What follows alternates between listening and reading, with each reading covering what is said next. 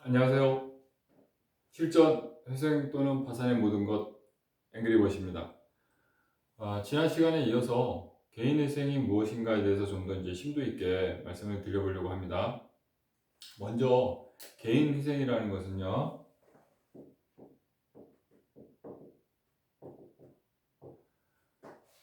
채무자가 하는 겁니다. 채무자라고 하는 것은 당연히 빚을 갚아야 될 누군가를 말하겠죠. 그런데 이 법에서는 이 채무자를요, 파산의 원인인 사실이 있거나 그러한 염려가 있는 자라고 얘기합니다. 여기서 지난 시간에 파산이라는 걸 들었을 때 파산은 빚잔치를 해야지. 그거는 이제 파산 절차에 있어서 빚잔치를 한다는 것이고요. 우선 법에서 이야기하는 파산은 이겁니다.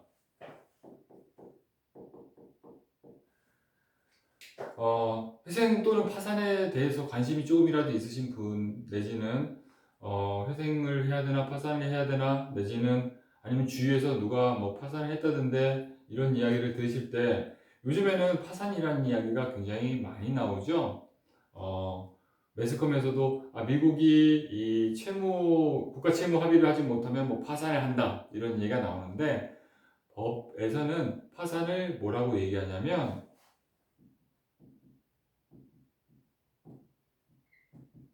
채무 초과라고 얘기합니다. 채무가 초과했다는 얘기는 뭐에 대해서? 내가 가지고 있는 재산에 비해서 빚이 더 많은 걸 이야기합니다. 그러면 이런 경우도 있잖아요. 파산이라는 거는 가진 게 하나도 없고 빚만 많고 뭐 이런 사람이 하는 거라고 생각을 하실 수가 있는데, 파산 절차 역시 반드시 그런 것은 아니라는 거죠. 지난 시간에도 채무가 10억인데 1억짜리 집이 있는 경우에 파산을 할 수 있다고 말씀드렸잖아요. 대신 빚잔치를 해야 된다고. 마찬가지입니다. 이 채무 초과라는 것은요, 빚만 있는 걸 뜻하는 게 아닙니다. 빚도 있지만 재산도 있어요. 하지만 뭐가 더 많냐? 예. 재산보다 가진 것보다 빚이 더 많은 것을 채무 초과라고 합니다.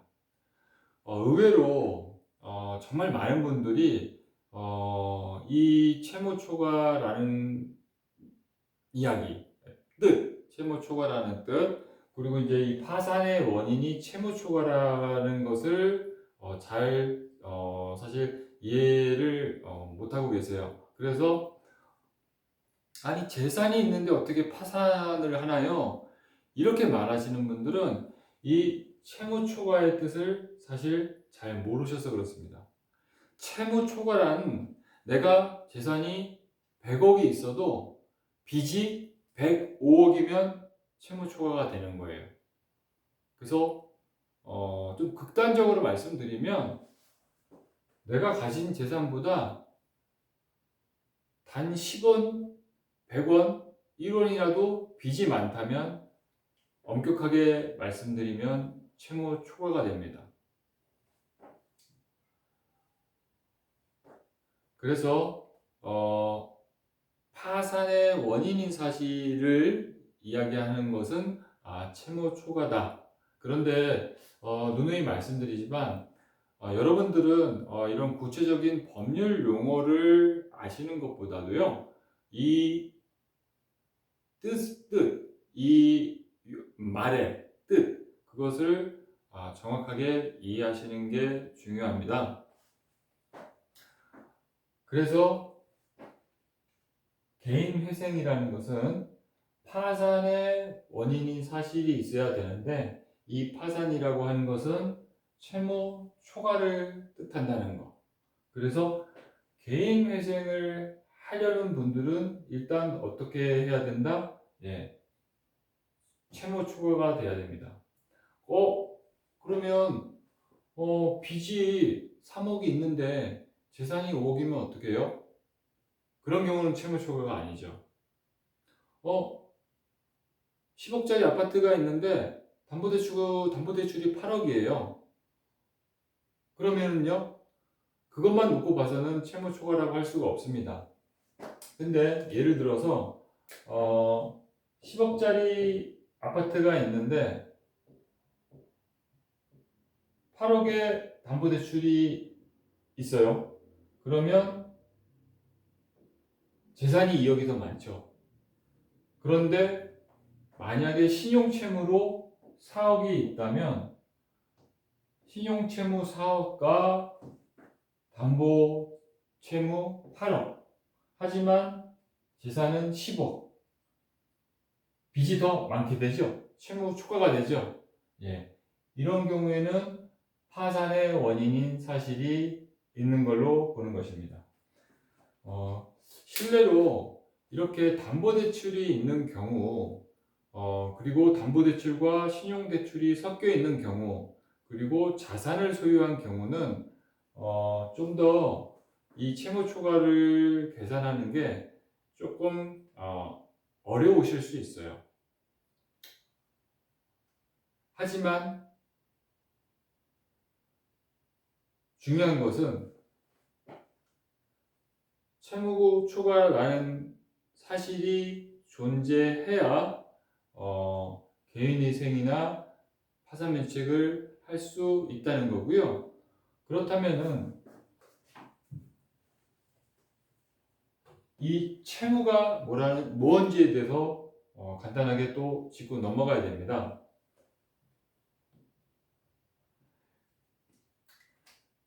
여기서 말하는 채무라는요, 내가 나 아닌 다른 사람한테 갚아야 할 모든 빚을 이야기합니다.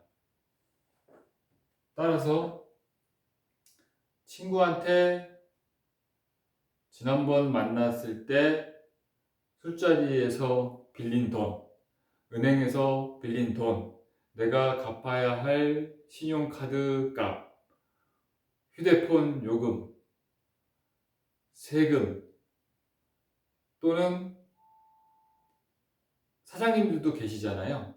직원한테 줘야 할 급여, 그 모든 것들이 이 채무에 포함이 됩니다. 의외로 그런 분들이 많이 계세요. 특히 이 회생 또는 파산에 대한 실무를 접하다 보니까 아니 담당자님, 이 빚이 내가 10년이 넘은 빚인데 이자도 빚이에요? 이렇게 말씀하시는 분들이 의외로 많아요. 대체적으로 요 파산면책이나 개인회생을 하시는 경우에 과거에 이제 채무가 오랫동안 연체가 돼서 진행을 하시는 분들이 더러 이제 계시는데요. 그리고 이 개인회생이나 파산면책을 하면 대부분 이자가 탕감이 된다는 이야기를 들으셔서인지 아니 이자도 빚이에요? 이렇게 말씀하시는 분들도 의외로 있습니다. 하지만 맞습니다. 이자도 빚이 맞고요. 우리가 이 채무라고 할 때는 당연히 이자를 포함한 금액을 이야기합니다. 그래서 채무 초과가 된 채무자가 개인회생을 신청할 수 있는 건데 또 하나 걸림돌이 있습니다. 이 채무가 10억을 초과하면 안 돼요. 그런데 이 10억이라고 하는 것은 담보를 제공하고 빌리지 않은 부담보 채무를 이야기합니다. 담보를 제공하고 빌린 채무는 15억이 넘으면 안 됩니다. 그러면 무담보는 10억을 넘지 않아야 되고 담보는 15억을 넘지 않아야 되는데 요게 동시에 성립이 돼야 돼요. 요즘 부쩍 이런 사례와 비슷한 문의를 많이 하시는데요. 채무가 10억이 넘으면 개인회생을 할 수 없다는 거는 이제 워낙 뭐 조금만 확인을 해 보시면은 이제 아실 수가 있는 부분이니까.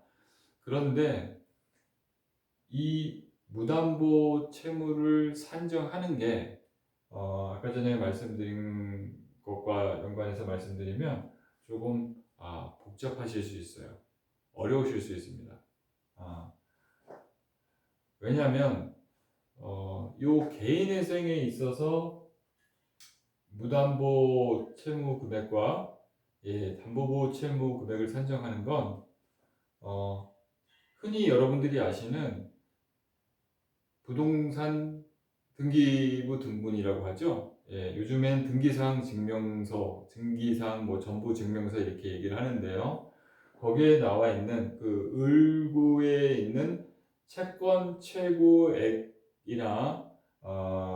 실제 담보부 채무액을 기준으로 하는 게 아니기 때문에 그렇습니다. 무슨 말인고 하니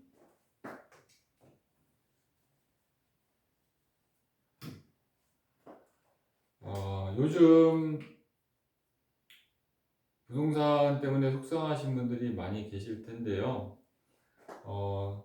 작년에 10억이었던 아파트가 지금 뭐 가격이 많이 떨어져서 7억으로 떨어진 곳도 많이 있다고 합니다. 그런데 10억인 아파트를 담보로 제공하고 8억을 빌린 상황이라면 채무 초과가 될 수 없잖아요. 재산은 10억인데 빚이 8억이니까 당연히 재산이 더 크니까 채무 초과가 될 수 없습니다. 그런데 이 가격이 7억으로 떨어지면 채무는 그대로 있지만 빚이 더 많아지고 재산이 더 적으니까 채무 초과가 되죠. 이러한 경우에 담보부 채무가 얼마이냐를 산정하는 건 환가 금액을 적용을 해야 됩니다. 무슨 말인고 하니 실질적으로 8억을 은행에서 빌리면 소위 이 등기부 등본 을구에 있는 채권 최고액은 8억보다 높게 돼 있고요. 이 채권 최고액을 통상적으로 뭐 110%, 120%, 뭐 130%로 잡는 경우도 있는데 주로 110% 아니면 120%를 많이 잡습니다. 1금융권 같은 경우는요. 그러면 8억을 빌릴 때 8억 8천을 채권 최고액으로 잡을 수 있다는 거죠. 그런데 이렇게 설정을 하고 대출을 받았는데 현재 이런 상황이라면 여기서 담보부 채무는 얼마가 될까요? 아마도 이 영상을 처음 보시는 분들한테는 사실 굉장히 어려운 부분이 될 거고요. 회생 관련된 업무를 하시는 분이 있다 하더라도 이런 케이스를 많이 다뤄보지 않으신 분들은 또 어려우실 수가 있는데, 결론부터 말씀을 드리면 이 아파트가 얼마에 환가될 것이냐 하는 게 기준입니다. 통상적으로 이 아파트가 경매가 되면 경락가율, 매각가율 이렇게 이야기를 하는데요. 이 아파트의 매각가율이 몇 프로이냐. 그래서 지금 시세가 7억이라면 이 아파트가 경매가 진행됐을 때 매각가율을 가령 80%로 산정을 하면 7억에 대한 80% 5억 6천이 환가 예상액이 되는 거고요. 실질적인 담보 채무는 8억을 빌려 쓰나 그럼에도 불구하고 담보부 채권액은 5억 6천이 될 수밖에 없습니다. 그러면 은행은 8억을 빌려주고 담보까지 잡았는데 5억 6천만 가져가면 나머지 금액은요? 그래서 이런 경우에 5억 6천을 담보부 채권으로 잡고요. 5억 6천을 뺀 나머지 이 채권 최고액에서 5억 6천을 뺀 3억 2천이 되겠죠? 네. 3억 2천만 원을 미확정 채권이라고 부릅니다. 처음 이 영상을 보시는 분들은요, 굳이 이거를 이해하실 필요는 없습니다. 다만 이런 부분이 필요하실 수도 있는 분들을 위해서 설명을 드렸고요. 그래서 이렇게 계산한 금액으로 개인회생이 되려면 무담보 10억, 담보부 15억이 넘지 않아야 된다는 것입니다.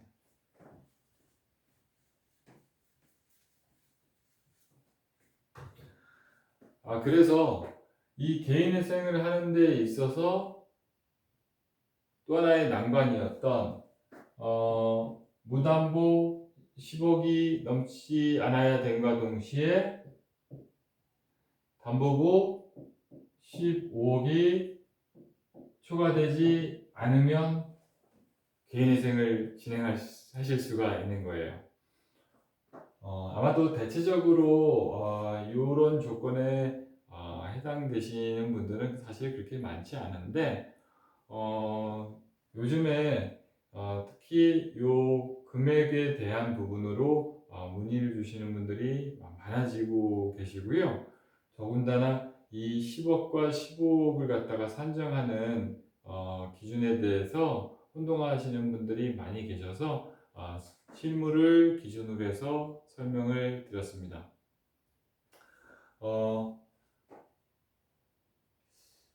좀 더 좀 자세한 이야기로 여러분들한테 쉽고 전달을 해드리고자 했는데 좀 깊이 있는 내용이 들어가다 보면 시간적으로 아무래도 한계를 느끼지 않을 수 없습니다.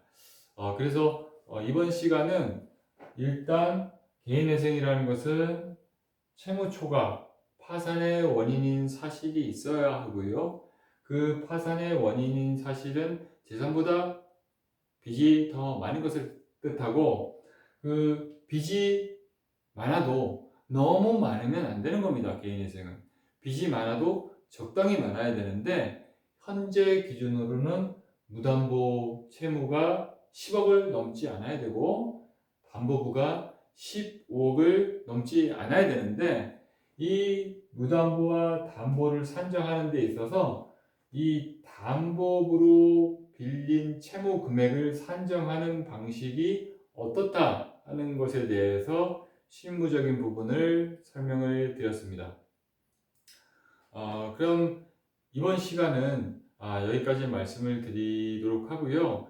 다음 시간은 이어서 개인회생이 이렇게 조건이 충족이 되면은 그 이후에 어떤 부분으로 또 풀어갈 것이 있는지, 간단하게 또 좀 잠깐 설명을 드리면, 일단 채무가 이런 상황이다. 그렇다면은 이제 그 수입이 어떤지, 상황이 어떤지, 그거에 따라서 여러분들 가장 이제 궁금해하시는 가용소득이라는 것이 나옵니다. 그래서 이 가용소득을 시작으로 해서 다음 시간에 이어서 이야기를 나눠보도록 하겠습니다. 오늘은 이 시간은 여기서 일단 줄이도록 하겠습니다. 이상입니다.